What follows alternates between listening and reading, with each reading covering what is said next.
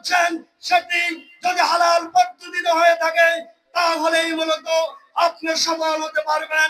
সুতরাং আপনি যেই কর্মকাণ্ড করবেন সেই কাজের মধ্য দিয়ে আপনি আপনার আয়টাকে হালাল করার চেষ্টা আপনাকে করতে হবে। পাশাপাশি মালিকদের প্রতি আমি আহ্বান জানাতে চাই, আপনি যেই বেতনের টার্গেট দিয়ে শ্রমিককে কাজে লাগাচ্ছেন, যেই আপনি চুক্তিবদ্ধ হয়ে শ্রমিককে কাজে লাগিয়েছেন, ওই তার বিনিময়ে যদি যথাযথভাবে পূরণ না করেন, কাল কিয়ামতের ময়দানে আল্লাহর কঠোরায় আপনাকে জবাবদিহি করতে হবে। সুতরাং শ্রমিক এবং মালিক উভয় তার দায়িত্ব যথাযথভাবে আঞ্জাম দিতে হবে। আর সেই কথা ইসলাম বলছেন এবং ইসলামের জন্যই বলে ইসলামী শ্রমনীতি যদি বাস্তবায়ন করা যায় তাহলেই মূলত মানুষের সকল সমস্যার সমাধান হবে। সম্মানিত ভাইরা আমার, আমরা দেখতে পাচ্ছি বাংলাদেশ শ্রমিক কল্যাণ ফেডারেশন অন্যান্য শ্রমিক সংগঠনের মতো গতানুগতিক কোন শ্রমিক কল্যাণ সংগঠন নয়।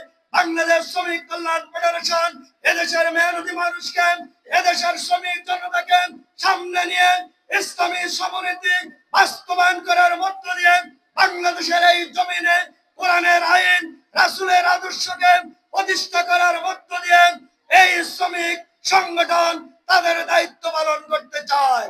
এজন্য আমি উদাত্ত আহ্বান জানাবো, এই বাজারে যে সকল শ্রমিক ভাইরা আছেন আপনাদেরকে এই শ্রমিক কল্যাণ ফেডারেশনের সাথে সম্পৃক্ত হতে হবে।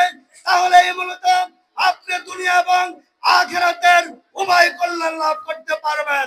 এই শ্রমিক কল্যাণ ফেডারেশন আপনাকে ইসলাম, ইসলামী আন্দোলন, নিজের জীবনকে ইসলামের সেই পতাকা তলে সমবেত করে নিজের জীবনকে গঠন করার শিক্ষা দিয়ে থাকেন। দুনিয়ার সফলতা, আখিরাতের সফলতা উভয় কল্যাণের জন্য শ্রমিক কল্যাণ ফেডারেশন কাজ করছে।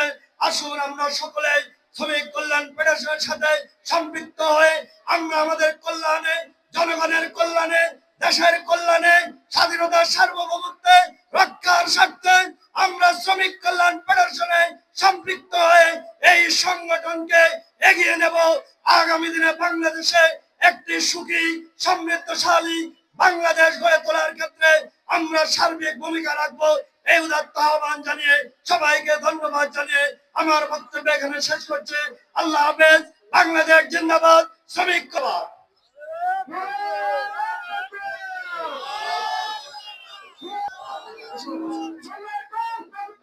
সম্মানিত ভাইরা, আপনারা জায়গা দাঁড়ান।